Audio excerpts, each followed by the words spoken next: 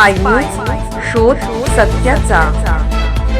कर्नाटक सरकारच्या नियमावलीप्रमाणे बेळगावमधील सर्व व्यापाऱ्यांनी 60% कन्नड व 40% मध्ये कोणतीही भाषा वापरावी असे सांगितले आहे।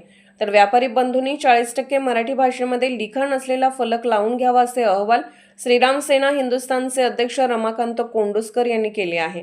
यावेळी कोंडुस्कर म्हणाले, आपल्या व्यापारी बंधूंच्या बोर्डावर 40% मराठी स्वाभिमानाने लिहिलेले असले पाहिजे। शिवाय व्यापाऱ्याला जात भाषा याचे बंधन नसते।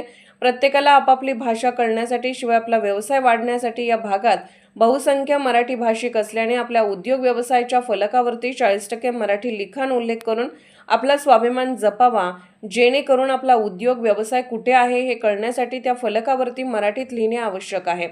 तरी सर्व व्यापारी बंधूंनी 40% मराठी लिखाणाचा फलकाचा वापर करावा असेही त्यांनी कळकळीची विनंती केली। सर्वांना जय शिवराय।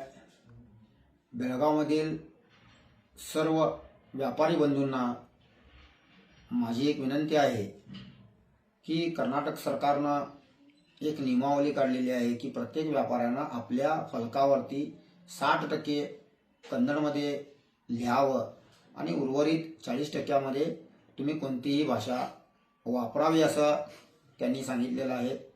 माझी विनंती माझ्या सर्व व्यापारी बंधूंना एकच आहे की प्रत्येक व्यापाऱ्यानं आपल्या बोर्डावरती स्वाभिमानानं 40%मध्ये मराठी अक्षर असलंच पाहिजे।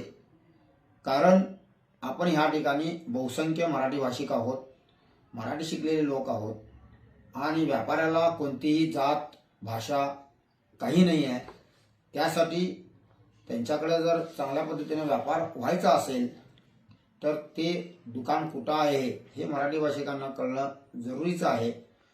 त्यासाठी व्यापारी बंधूंना माझी विनंती आहे की त्यांनी आपल्या फलकावरती मराठीमध्ये त्या ठिकाणी फलक लिहावे। जय शिवराय।